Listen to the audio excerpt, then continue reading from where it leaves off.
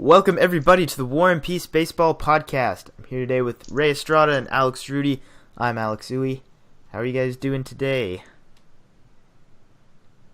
Pretty damn well. Good start to our. It's like halfway through the week now. I normally do this at the beginning of the week, so I guess at this point it's a little bit late to ask how your weekends went. The reason we were doing it later in the week is we all got together to see a Dodger game, though. That was a good time. Very, very enjoyable. It's actually my first Dodger game ever, even though I'm about an hour away. A little over an hour away. So, definitely super enjoyable. What do you guys think of the game? It was a fun game to watch. Absolutely. I certainly enjoyed the outcome. Of course you did. But I think the headliner of that game was absolutely Bartolo Colon making his what could have potentially been his last start, depending on how things went down. I don't think it is. I don't think it will be, but did get to see him pitch live. It was magical. Highly recommend it if you ever get the chance to. So yeah, we'll talk about some stuff that happened the last few days. We'll keep it pretty casual. We got plenty of trades and potential trades to talk about. We'll be sure to go through all of those. And got a little tiny stat game at the end. Just three little questions, and somebody will win it. And yeah. So let's go ahead and get started by talking about some of the recent trades. A couple of which involve some pretty key relief pitchers. One of which is Pat Neshek, who the Rockies acquired earlier today from the Phillies. He was traded for 3 prospects, none of whom I think are of any significance. Immediately I said that and just completely shut them down. They don't matter. But Pat Neshek to the Rockies. The Rockies are kind of a team that's still there, but kind of in everybody's eyes dwindling. Do you guys feel the same way? Yeah, it seemed like they were ready to fall off the cliff a couple weeks ago, but they've picked it up a little bit. I think they're equal to the Diamondbacks at this point in the standings, so still holding on to that wild card and possibly could jump ahead for that first one. Neshek, for me, for the Rockies, I think just kind of adds to bullpen depth that they have. They have a quality pitcher in Miggy. They have a very good Greg Holland. I think their need is still a starting pitcher. So I don't know how much Neshek actually pushes them over the edge. I completely agree with Ray. Their young starting pitching rotation is slowly crumbling. Kaufman, for example, has been pretty awful past month, I guess, of starts. Senzatelza, I definitely butchered that name. Yeah, you did. Really poorly, but is in the bullpen. I think we mentioned that in an earlier podcast. It's just they need a veteran ground ball innings eater type of guy. I'm not sure who that guy is. Maybe a J.A. Happ. Because I really doubt they'll really show out what's needed to get a top guy. But if they'll probably get the second wild card still, bearing an unforeseen huge collapse. But they have collapsed before, and I think their bullpen is outstanding. It's as good as it can really get, and the offense is fine. But it's fine. The rotation is it might be the worst of any team that's really making a serious contending push this season. Yeah, and that's the case pretty much every year. What are the Rockies going to do to get starting pitching? There's nothing they can do really. Trading, is it worth trading your assets for a pitcher who's already middle of the road, who's likely to regress when he comes to your ballpark? It doesn't seem that way. I don't think that's something the Rockies really are looking for. They're just looking to build from within the pitching side and hope they can get some power arms that pan out down the road here. There's a couple other trades, one of which was the Padres traded Trevor Cahill and Brandon Maurer to the...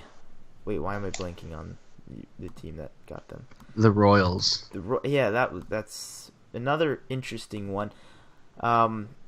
for those of you not really looking at the standings at all, the Royals are actually right in it in the Central. I think they're still like 1.5 games back, I want to say, of the Indians.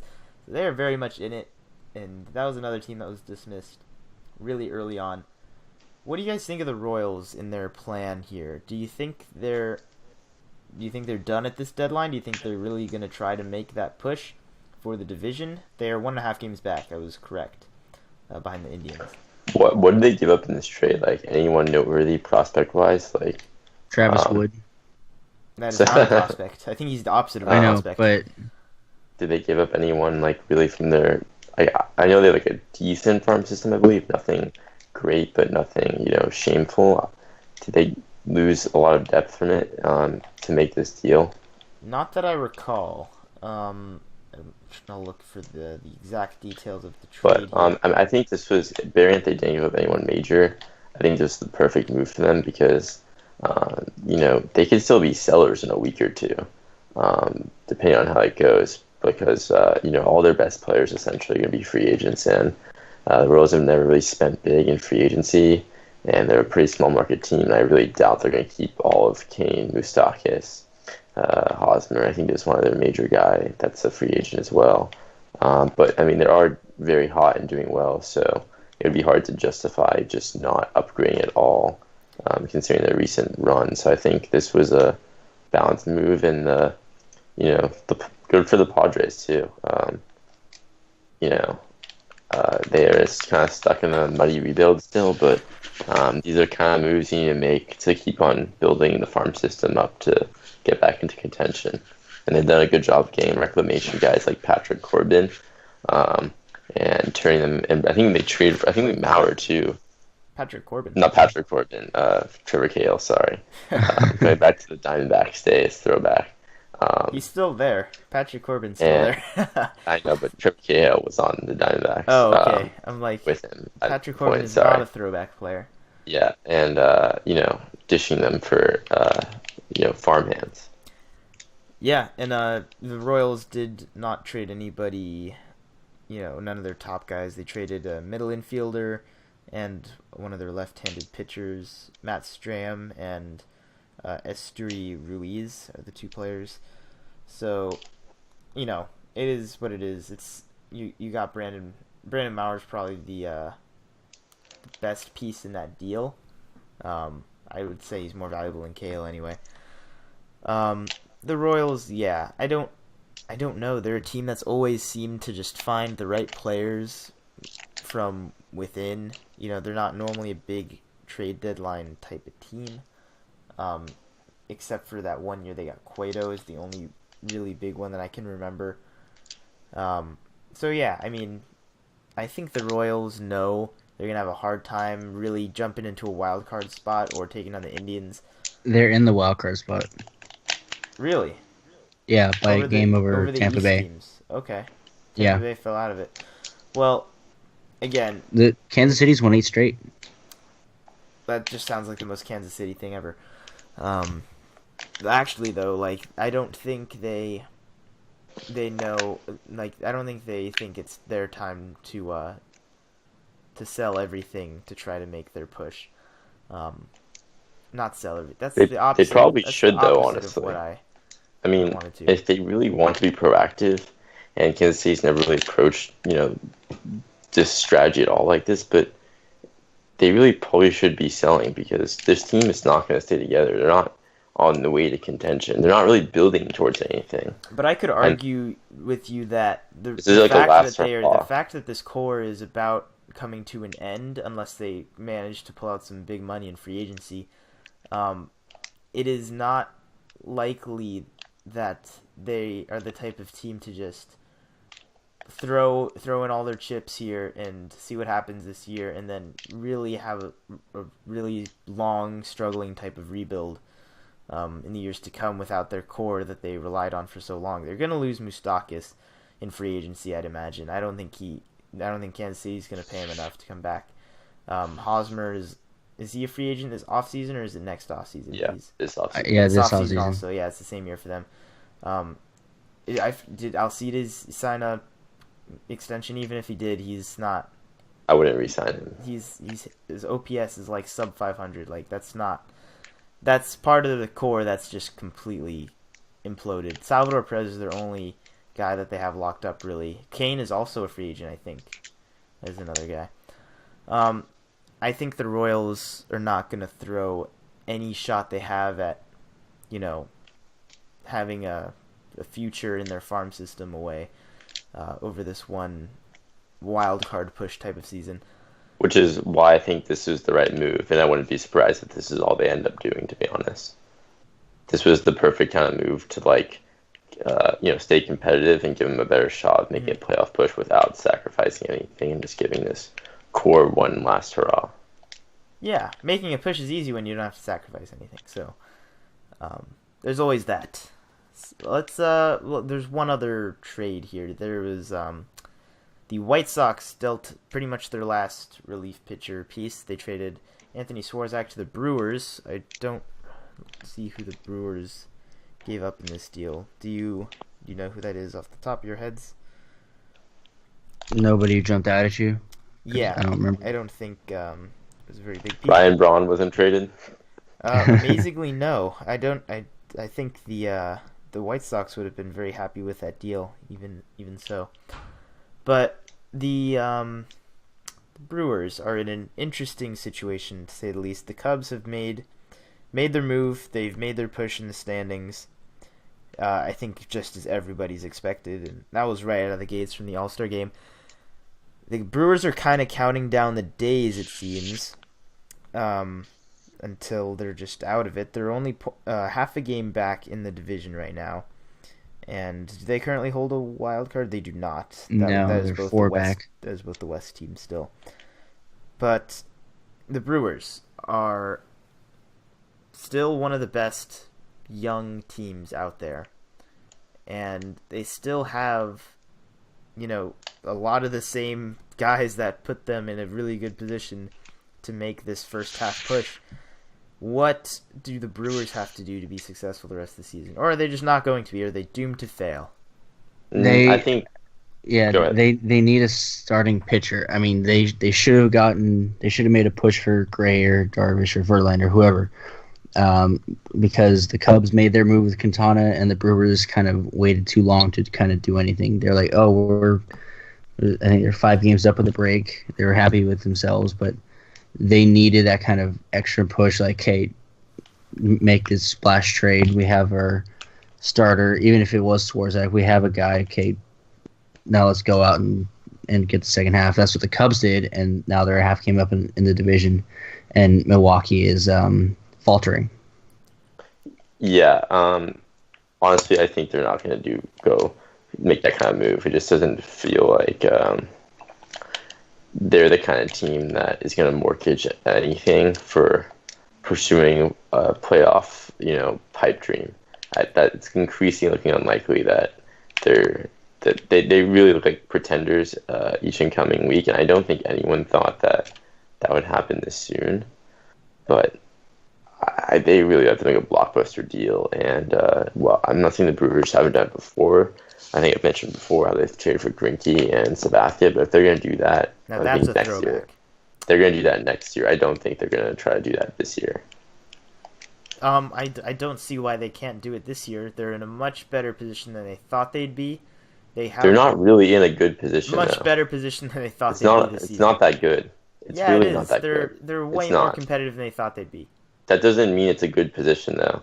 I think winning games is always better than not winning games. I think a half game out of the division is a pretty good position. For how long, though?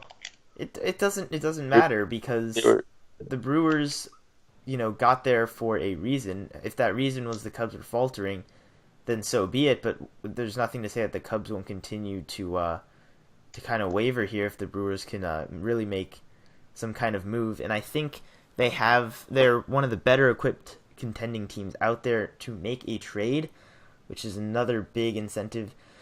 I think one interesting thing that pops into my head when I think of the Brewers right now is what they can do with Keon Broxton, who was recently sent down to AAA because he was having an awful month. I think he went like 3 for 50 or something along those lines to start off the month, and that's just not going to cut it no matter where your team is. So Keon Broxton was sent down, and they're still going with Lewis Brinson and Brett Phillips, both like two of their top young prospects. But Keon Broxton is still a pretty high upside type player who put up pretty nice like counting numbers anyway in terms of power and speed. And he's a guy that could maybe catch some other team's attention. He could be. I would love to know what pitcher that's worth trading for.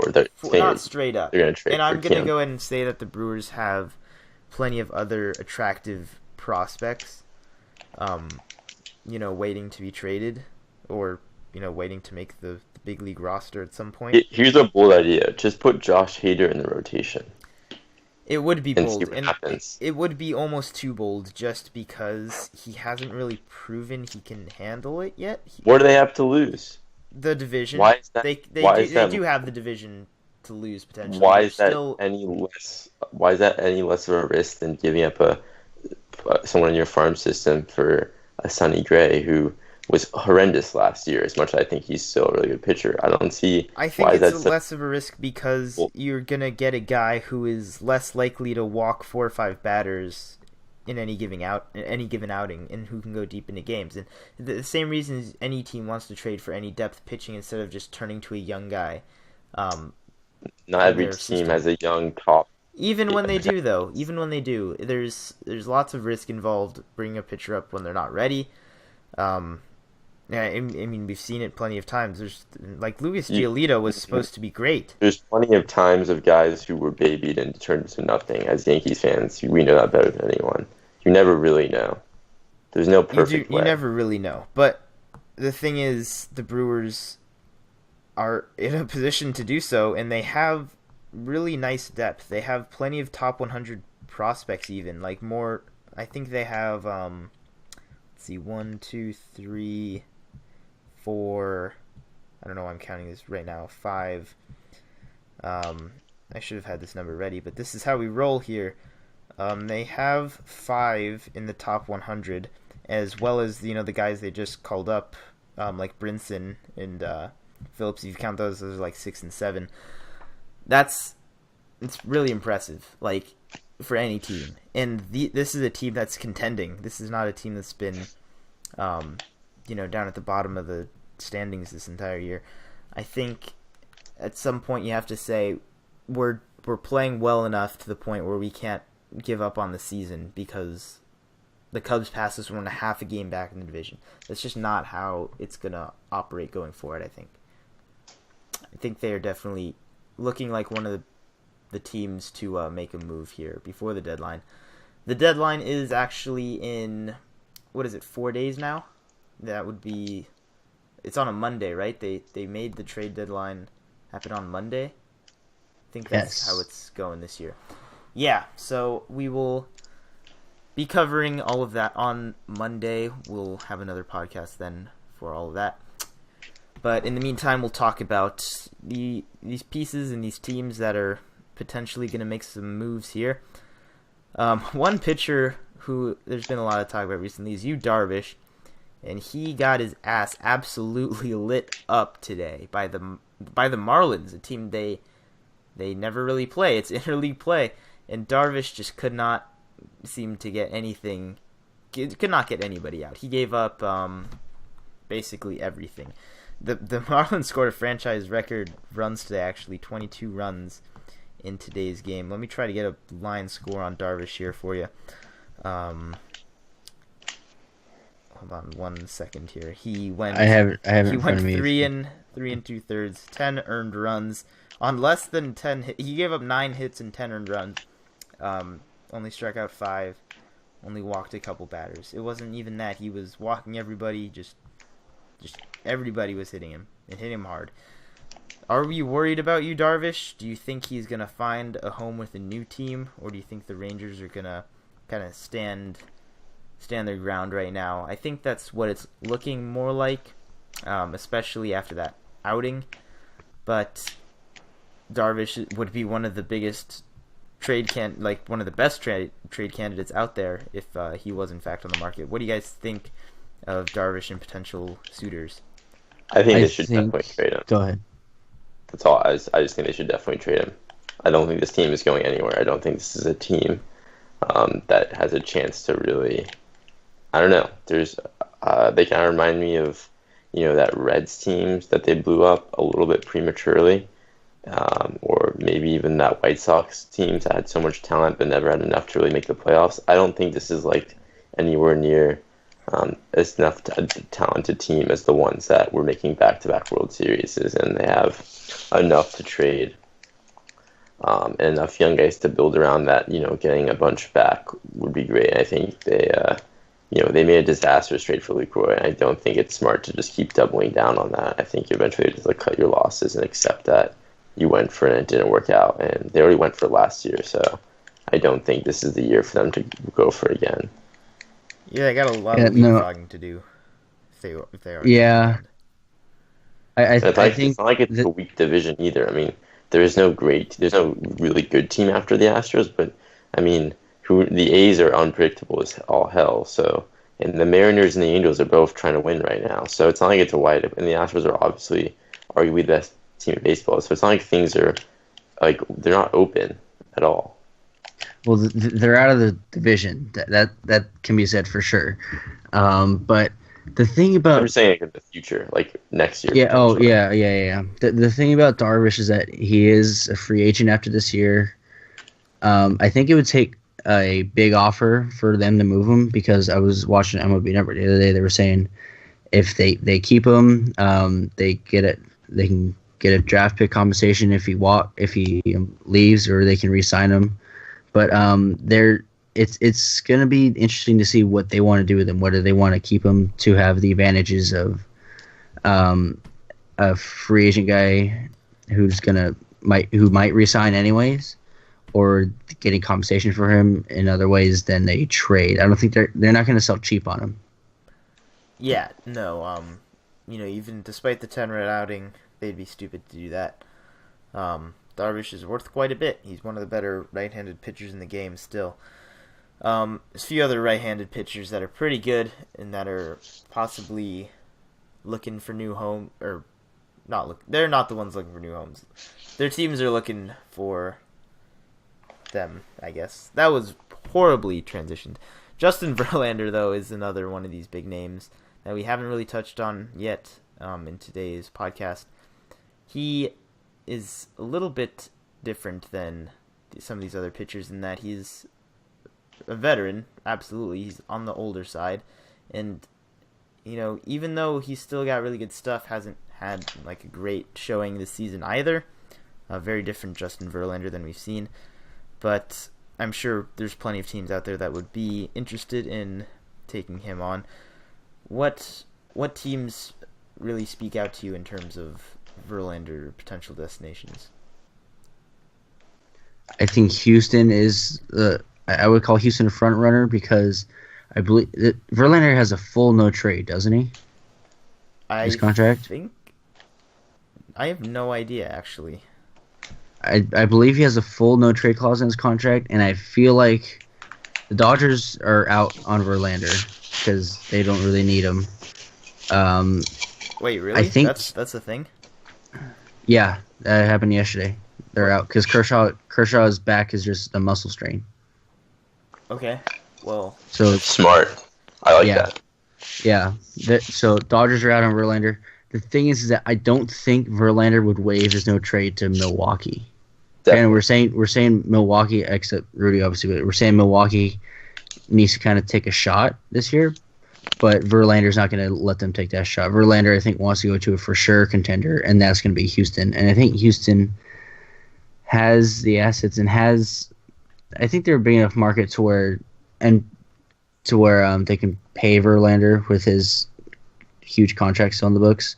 And I think the advantage of trading for Verlander is that he has such a huge contract that you don't have to give up as much to the Tigers. Is he really a huge upgrade though in their rotation? Even they don't even know who to take out for Keuchel, let alone for Verlander. Well, so that doesn't mean they're really debating not putting Keuchel back in. It just means that what they got is pretty close to. Right, but what does Verlander really bring them anywhere closer to a title? Yes, absolutely. Yeah, as just for postseason experience. Well, right now the Astros rotation consists of Keuchel, who is going to return later this week, actually, against the Tigers. Interestingly enough.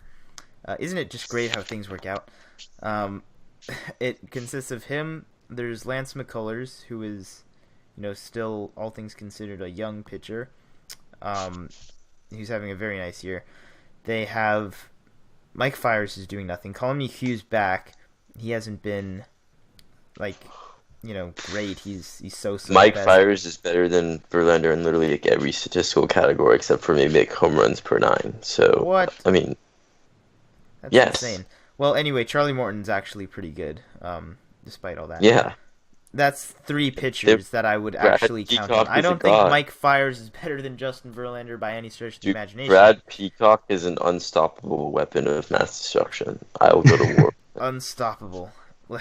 He hasn't made as much news lately. Is he still striking out every single person he faces? Let me see here. His K for 9 is still 11, even though 11.4. Let's see what he's done recently, shall we?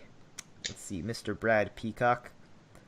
You are getting talked about today, and you are gonna like it. Let's see, in July, his last outing, he only went 3 innings. Why was that? Was he pulled early for some reason? It was a rain delay. I'm pretty sure they think the game was called. Oh, okay. Yeah, he's been really good this month. Brad Peacock is really good. Okay, I'll take that back. But I think Mike Fiers would not be a must start guy in that rotation. Right, but they're already taking out Mike Fiers from the rotation most likely anyways. Brad Peacock, they're already taking one of those guys out, or as it stands. Well, Joe Musgrove isn't starting for them still, is he? I don't think he is. I don't know who the other guy is. Joe Musgrove is not starting right now. Right now it's going to be Keuchel, McCullers, McHugh, Morton, and Peacock. Right. So Fiers isn't there. Where do you put Justin Verlander is better than Colin McHugh. I'm just going to give you that for starters. Yeah. All right, so then he's the fourth best. You keep arguing who are these teams going to take out for Verlander. Justin Verlander is probably going to be either most likely the second or third best pitcher on any of these teams he gets traded to. That's just how it's going to be. Crazy. I just think maybe I'm just crazy. He sucks. He's not good this year. I really don't understand why he has so much trade value. Because he's a really good pitcher with a really good track record. He gets paid a ton and he's having a terrible year. What's so attractive about that? Some guy, he could be done. Everyone's betting that he's going to return to some magical. I'm really scared to call him toast again because we've done it before, and that didn't work out for us. Because he was, in fact, not toast, as it turns out, and he basically won a Cy Young award, or he won enough first place votes to win one anyway. But Verlander, despite all the problems he's been having, a lot of which involve walking more batters than we're used to, which is really surprising. But even this month has pitched well. He's Justin Verlander still, and especially if he's traded to a contender, he's gonna give it everything he has, like he always does. If I was the Astros, I would much rather have Sonny Gray than Justin Verlander. You say that, but Sonny Gray is obviously there's the age factor here. He's a younger pitcher. He's 7 years younger than Verlander. But, Sonny Gray, just from a pitch for pitch, inning for inning kind of guy at this point, is not going to be necessarily better than Verlander, I think, personally. That's just my opinion. If he's the same and he's younger and gets paid less, why would you want Verlander? There's a lot of factors here. I'm saying I would rather have Verlander than Gray. I'm just saying Verlander is, similarly valued to Gray, even though you're saying you'd much rather have Sonny Gray. I don't know. I don't think we're really nitpicking here. The point is that the Astros are likely going to add a rotation piece. I don't know if they feel comfortable with what they've got. And these are the big guys in the market. I think all these teams are really looking to trade these players. And, when it gets close enough to the deadline, teams really normally do get pushed to make some moves. It normally gets done in one way or another. So we'll see what happens. We'll be giving you all the updates on that next week when it happens. So one last thing we'll talk about here news-wise is pitchers going on the DL. Forget about them moving. Forget about all of that nonsense. Same pitchers getting hurt or back at it again. That would be Clayton Kershaw with the back injuries and Strasburg with the I don't even know what the heck is wrong with you anymore injuries. Strasburg left his last start early in the game with arm discomfort and apparently is injured in some capacity. I don't even know anymore with that guy. But Clayton Kershaw is going to miss probably about a month with a little back strain. I don't like Kershaw's back. I don't think Kershaw likes Kershaw's back. I don't think any Dodger fans like Kershaw's back. I think Rockies and Diamondbacks fans and Giants fans love Kershaw's back. But what are your opinions about Kershaw's back? I think this one isn't as serious as it was last year. It's not a disc issue. It's just a muscle strain. If it is part of a larger thing having to do with past back issues, I'm not sure. But I think the concern level is as low as it could be with the back problem for Kershaw. Yeah, and I just remember similarly last year that Kershaw's back problem was not going to look like a serious thing, and then it ended up being a pretty serious thing. I have learned not to take the initial, projected diagnosis or projected timetable for this type of injury to be exactly as planned. So I don't know what to expect from him, honestly. I have no idea. I'm glad it's a muscle issue, which is all it showed. Last year was disc, and disc is really finicky. But muscle should be fine with this strain. He should be a little fresher than he would be for playoffs, which is always helpful. Yeah, that's something to consider too. What about Strasburg? Is this guy ever gonna have a season where just nothing nags him and he can just completely dominate everybody? It looked really good for him this year so far. I don't know what's going on with him now. I don't know if it's gonna miss one start. I don't know if he's gonna miss 5 starts. I have no idea what's wrong with his arm. Yeah, well, with Strasburg, when the news first came out, when he left that game with the arm discomfort or whatever, I think they called it achiness or whatever. Achiness. And and Dusty Baker said he should make his next start, and then he goes in the DL, and now they say, "Oh, we hope he only misses one start." So, who knows? My God, what a oh my God. I even saw somewhere that Strasburg said that the All-Star break threw off his rhythm, in his routine and all that. Dude, you're a major league pitcher. This is not his first All-Star weekend. Kershaw had 9 days off through the All-Star break, and look at his 2 starts before and after. It's ridiculous. They're pretty damn good.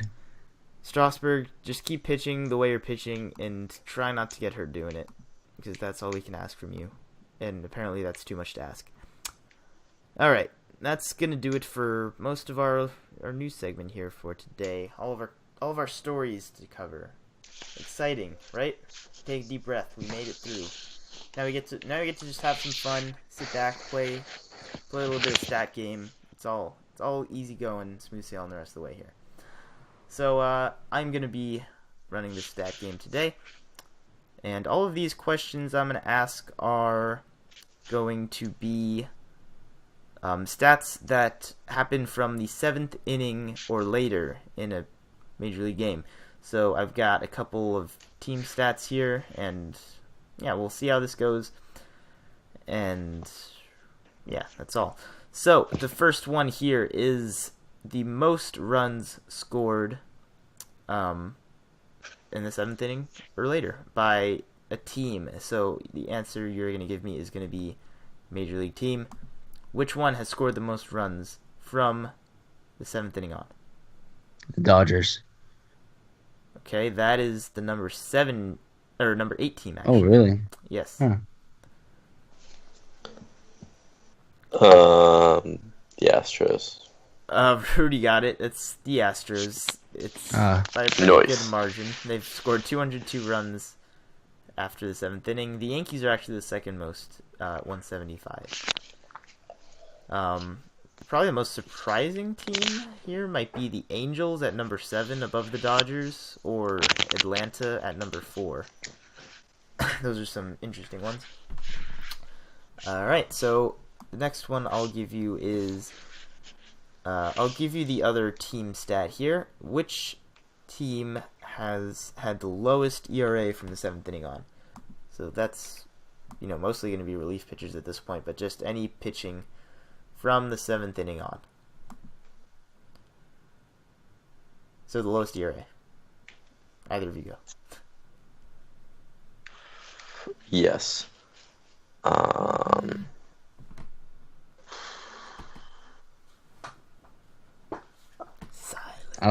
go. say Wait, go ahead. I'll say Dodgers again. The Dodgers are the second team here. Ah. So Rudy, you got one shot to get him. Interesting. I think about this hard then. I'll go with why not? I'll go with Cleveland. They don't get a lot of love on this podcast. You have done it. You have taken down the Giant. I don't know why he's a Giant, but Cleveland is the number 1 team in this category with a 2.84 team ERA after the 7th inning or later, and the Dodgers had a 2.96 7th inning or later. The Indians. It's an interesting one because their closer is not like the dominant one. The dominant one is the one that comes in like the 7th and 8th inning, and the Cleveland Indians still have a pretty decent bullpen, even though it's not as hyped as it was last year. So the last one I'll give you here is a player stat. Which position player has the highest OPS 7th inning on? Jose Altuve. Jose Altuve is number 5 on this list. Nice. He's pretty good.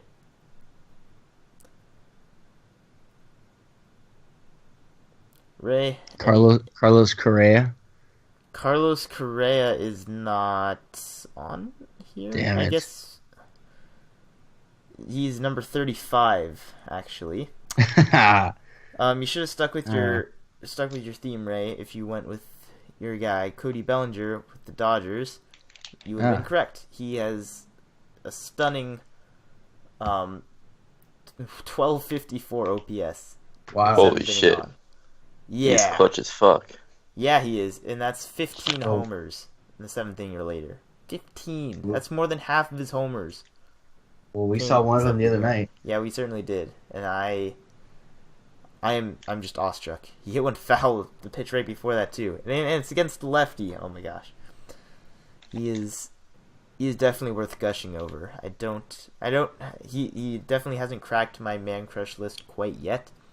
I just feel wrong about it because Corey Seager's still there, but Cody Bellinger, one of the best. Aaron Altair is actually the second highest player on this. He has an 1127 OPS, and for a really bad team. So I guess somebody is taking good swings for the Phillies, at least the 7th inning onward. Bryce Harper, Joey Votto, and then Altuve are the rest on that list in the top 5. Chris Taylor, actually, another Dodger, right behind number 6. Chris Taylor is having an insane stretch right now. I don't know if most people know what he's doing, but in the last, since the All-Star break, he's just been unbelievable, hitting 500 basically, with a little bit of pop, some extra base hits in there. Last 7 days anyway, he's 14 for 27, 4 doubles, a triple, 2 homers, and 9 ribbies, 519 average. Jesus Christ, man. He doesn't even hit he does hit at the top of the lineup now. But he's not even one of the Dodgers' best hitters when you think about him. That's how scary it is. Yeah. You guys have any other thoughts that you wanted to throw out there real quick before we wrap things up? It's a great season of baseball so far. Yep. I'm like really excited for see if any blockbuster goes down at the trade deadline. I think there's some good potential. I think, I do remember some years where it was a little bit more exciting around the deadline, but considering, these really tight division races, I think there's going to be plenty to watch. I've already enjoyed watching some of the pieces that have been moved doing their work. JD Martinez popped a couple more homers today for Arizona. That's always fun to watch, seeing a guy move to a hitter's park and then just absolutely crush it. So, yeah, that is going to do it for our podcast today. As always, we really appreciate any feedback you have for us. You can leave us feedback by tweeting us at WPB_podcast or by leaving comments wherever you're listening to this. We'll read them and we'll respond to them if we need to, and we'll accept any feedback you have and really appreciate it. Also, be sure to check out our website. The link for that will be down below. We have all our podcasts there as well as articles. We are working hard on writing those things. Get a few of those out to you every single week, including fantasy baseball articles. You guys have any articles in the works that people should be on the lookout for that you want to plug? Go ahead and let me know now. What have you guys been working on recently? I'm just thinking of looking towards the trade deadline for some teams in the West and Central. See how that goes. Yeah, sounds pretty good to me. So yeah, that's where you can find all of that. Website link below. Thanks again for joining us. As always, Rudy.